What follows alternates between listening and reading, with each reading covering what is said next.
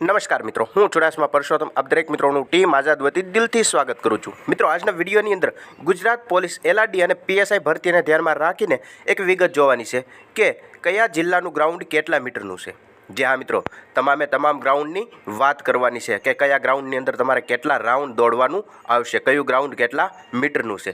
જો માહિતી તમે પણ જાણવા માગતા હોય તો વિડીયોને ખાસ કરીને અંત સુધી અવશ્ય જુઓ। સૌપ્રથમ મિત્રો તમને જણાવી દઈએ કે જે ગ્રાઉન્ડ છે તે કેટલા મીટરનું છે, કેટલા રાઉન્ડ તમારે દોડવાની છે તેમની માહિતી આની અંદર કવર કરેલી છે। પરંતુ અમુક ગ્રાઉન્ડની અંદર એવું થતું હશે કે ક્યાં 12 રાઉન્ડ છે તો અમુક ગ્રાઉન્ડ મોટો હશે ત્યાં તમારે 13 રાઉન્ડ મારવાના હશે। મતલબ કે જે 400 મીટર કરતાં મોટો ટ્રેક હશે ત્યાં તમારે 12 રાઉન્ડ હશે અને 400 મીટર કરતાં નાનો 380-85 સમથિંગ હશે ત્યાં તમારે 13 રાઉન્ડ દોડવાના આવતા હોય છે। તો સૌપ્રથમ વાત કરીએ તો અમદાવાદની અંદર રાજ્ય અનામત પોલીસ દળ જૂથ 2 સેજપુર બોધા કૃષ્ણનગરની અંદર જે ગ્રાઉન્ડ છે ત્યાં તમારે 12 રાઉન્ડ દોડવાના આવશે અને આ માત્ર ને માત્ર પુરુષ ઉમેદવાર મિત્રોના ગ્રાઉન્ડના લિસ્ટ છે। જ્યારે મહિલા ઉમેદવારોની વાત કરીએ તો તેમને 400 મીટરનો જ ટ્રેક હશે, કારણ કે 1600 મીટર દોડવાનું છે અને 4 રાઉન્ડ તેમને પૂરા કરવાના છે।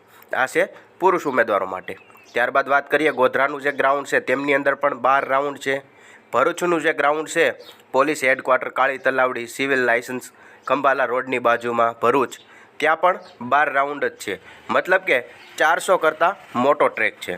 ત્યારબાદ કામરેજ સુરતનું ગ્રાઉન્ડની વાત કરીએ તો વાવ ખાતે ત્યાં 13 રાઉન્ડ છે, એટલે કે 385 સમથિંગનો ટ્રેક હશે।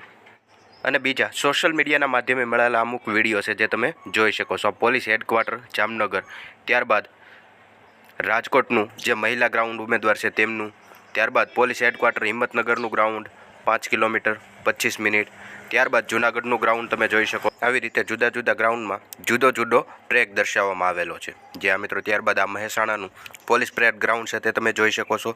ત્યારબાદ આગળ વાત કરીએ તો વાવ ખાતે જે સુરતનું ગ્રાઉન્ડ આવેલું છે તે જોઈ શકો છો। તદ ઉપરાંત તમે આ વિડીયોની અંદર જોયું એમ મહેસાણા જિલ્લાની વાત કરીએ તો મહેસાણાનું ગ્રાઉન્ડ છે ત્યાં અમુક જગ્યાએ 12 રાઉન્ડ દર્શાવવામાં આવે છે તો અમુક જગ્યાએ 13 રાઉન્ડ દર્શાવવામાં આવે છે। ત્યાં કન્ફ્યુઝનવાળું ગ્રાઉન્ડ છે, કેટલા રાઉન્ડ છે તેમની હજી ચોક્કસ માહિતી નથી। પરંતુ રાજકોટની વાત કરીએ તો રાજકોટમાં 12 રાઉન્ડ છે, જ્યારે જામનગરની અંદર પણ 12 રાઉન્ડ છે, જૂનાગઢની અંદર 13 રાઉન્ડ છે, જે બિલખા રોડ ઉપર ગ્રાઉન્ડ છે ત્યાં 13 રાઉન્ડ છે, સમથિંગ 385 આસપાસનું ગ્રાઉન્ડ છે। ત્યારબાદ ખેડાની વાત કરીએ તો ખેડાની અંદર પણ 13 રાઉન્ડ છે। ત્યારબાદ નડિયાદ ખેડા બીજી વખત જ્યાં કપડવંજ રોડ ઉપર આવેલું છે ગ્રાઉન્ડ છે ત્યાં પણ 12 રાઉન્ડ છે।